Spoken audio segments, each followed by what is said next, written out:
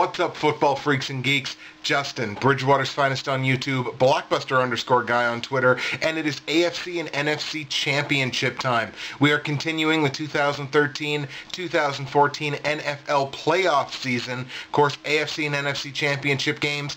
In the AFC, the number 2 ranked New England Patriots travel to Denver to take on the Broncos. And in the NFC, the number 5 ranked San Francisco 49ers travel to division rival Seattle to play the Seahawks. So it's going to be a couple of real great games here to determine who's going to the Super Bowl. Let's get into it.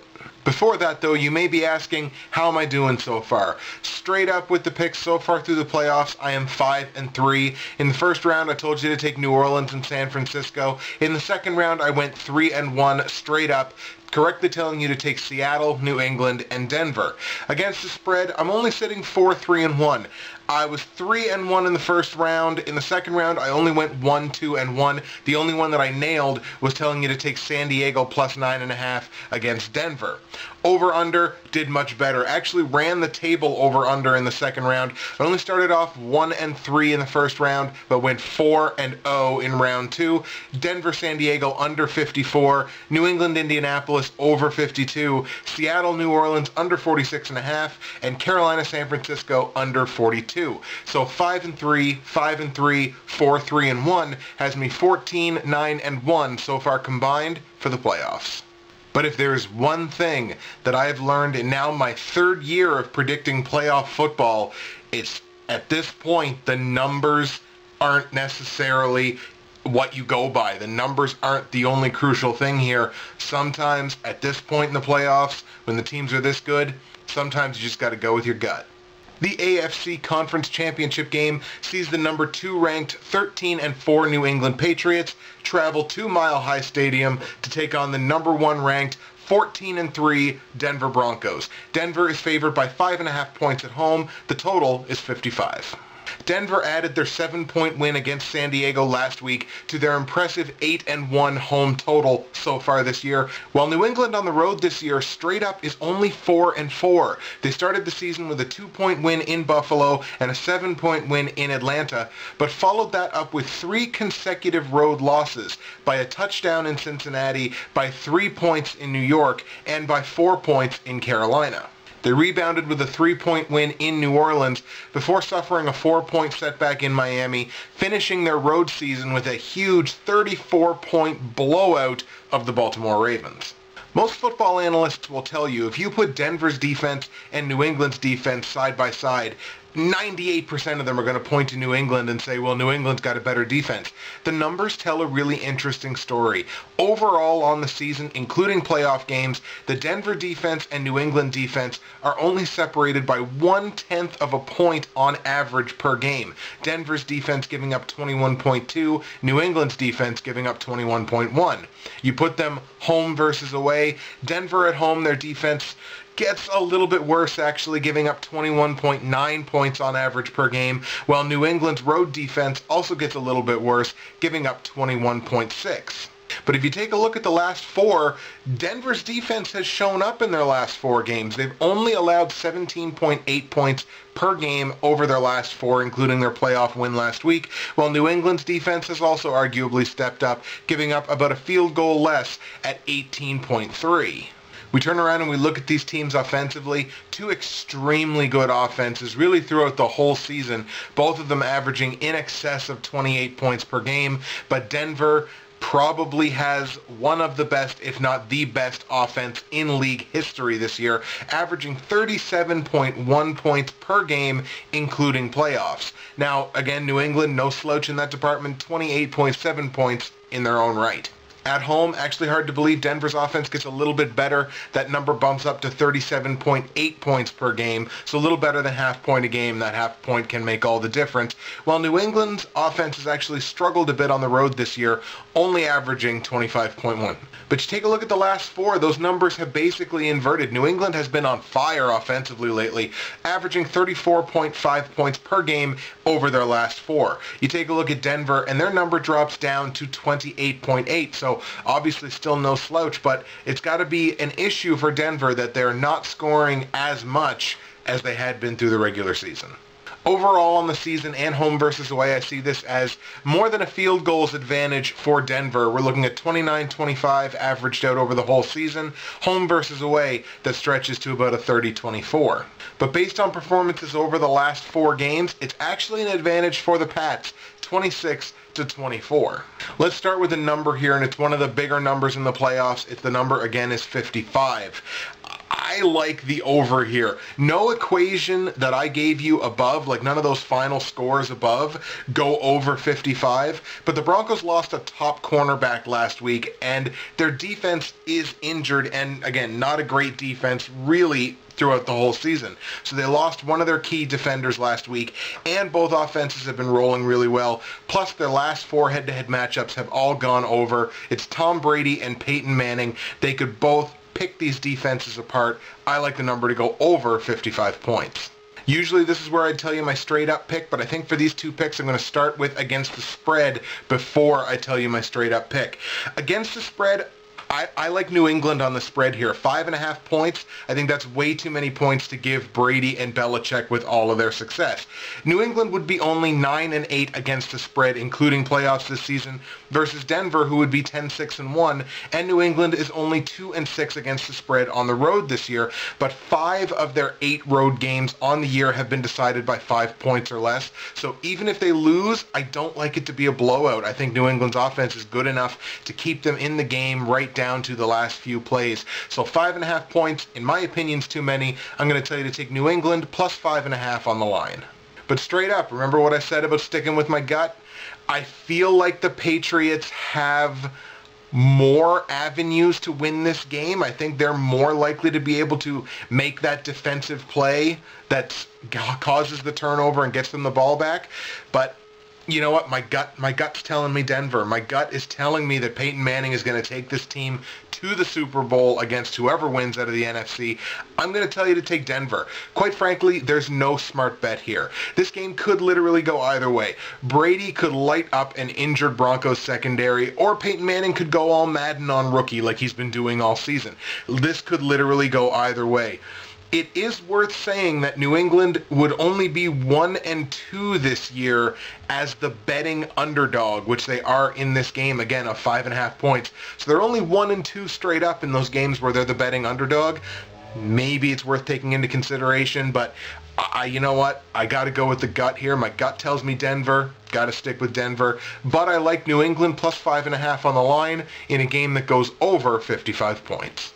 The NFC Conference Championship game sees the number 5 ranked San Francisco 49ers at 14-4 travel to Seattle to take on division rival the Seattle Seahawks, number 1 ranked Seattle Seahawks, at 14-3. The Seahawks are favored by 3.5 points at home with the total of a measly 39.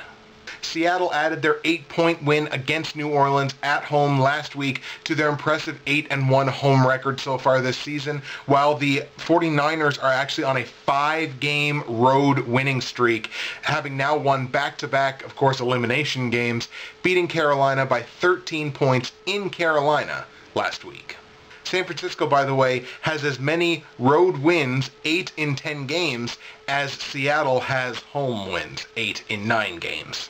With the possible exception of San Francisco versus Carolina last week, I don't think there are 2 teams in the NFL who are better evenly matched and more capable of mirroring each other than these 2 teams. Of course, division rivals, they see a lot of each other, but these are teams that are just built so heavily on their defense and their young, mobile, dual-threat quarterbacks. They're 2 teams that are modeled in extremely similar ways. Looking at the defensive side of the ball, both of these teams are top 5 overall defenses. San Francisco only allowing 16.8 points per game, while Seattle led the league, only giving up 14.4. You take a look at home versus away, actually gets better for both sides. San Francisco only giving up 16 points per game exactly, while Seattle was only giving up 13.9 points per game at home this year. Those are insane defensive numbers.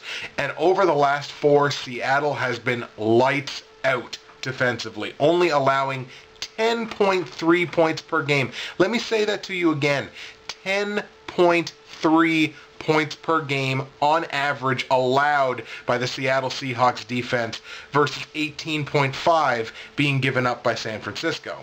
But San Francisco's offense has really been cooking lately. If we look at their last 4 games, San Francisco has averaged just under 26 points per game, while Seattle comparatively has struggled. They've only scored just under 21 points per game in their last 4. But if you take a look at season averages and home versus away, it's slightly in favor of Seattle. Seattle averages 25.9 points per game overall in the season versus San Francisco's 25.1. And home versus away, it gets better for both sides, but really gets better for Seattle, averaging 28.4 points per game at home this year versus San Francisco, just 26 points scored averaged on the road.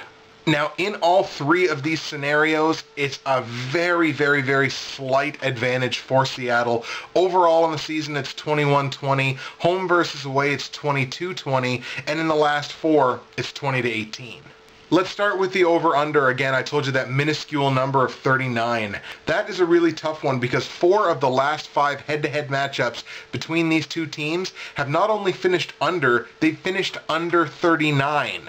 So it's really tough to make this call. Again, Seattle's offense is kind of quote-unquote struggling lately, and both defenses obviously playing at an extremely high level.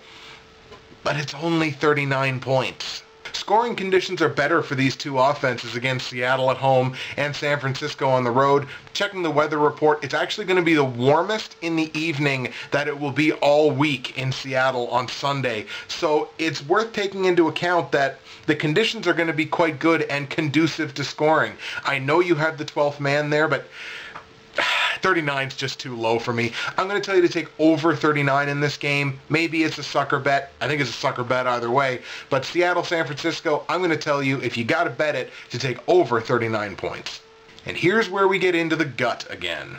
Straight up and against the spread, I have to go with the home team, Seattle. And it's really hard to bet against a team that's on a 5-game win streak on the road, but I've been saying it since the beginning of the season. The Seahawks at home are a different beast. This is no disrespect whatsoever to an incredibly phenomenal 49ers team in, their 3rd straight NFC Championship game. Possibly, they've got the chance, obviously, and a real good chance, almost a coin flip, to go to their 2nd straight Super Bowl. San Francisco is a phenomenal franchise and have no reason to be down on themselves about anything.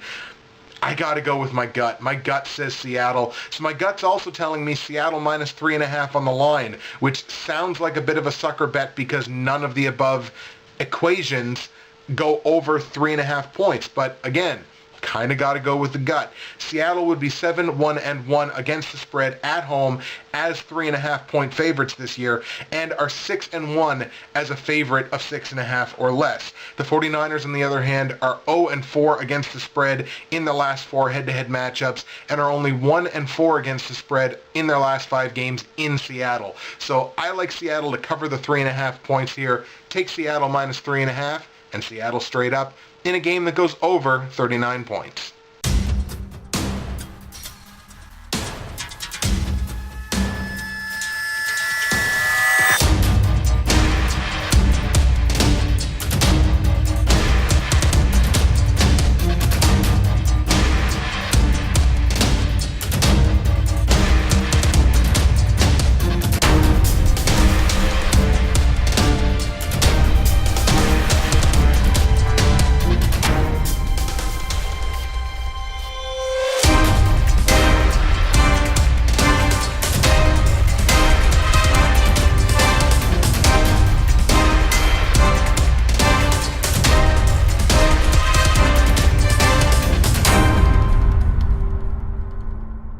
There you go, folks. That is it. You heard it probably not first here, but I am predicting a Denver versus Seattle Super Bowl. I think Denver beats New England, but I will take New England plus 5.5 on the line in a game that goes over 55 points. And I got Seattle to beat San Francisco. I like them to cover their 3.5-point spread as favorites in a game that goes over 39 points. What are your picks for the AFC and NFC Championship game? I want you to tell me. I want you to put it in the comments section below. Also, I have been nominated for a Geo Knows Award for Most Entertaining Football Prognosticator. It's probably the toughest one of these awards to win this year with 9 other nominees, including last year's winner. So it's real important. If you like me, get on youtube.com/GeoKnows or Twitter @GeoKnows and vote for Bridgewater's Finest as most entertaining prognosticator. Thank you very much for taking the time to get out there and vote for me. Hope to take that trophy home. That's it for me this week. Justin, Bridgewater's Finest on YouTube, Blockbuster_guy on Twitter. Enjoy the AFC and NFC Championship games. We will see you again for the Super Bowl prediction video. Yeah.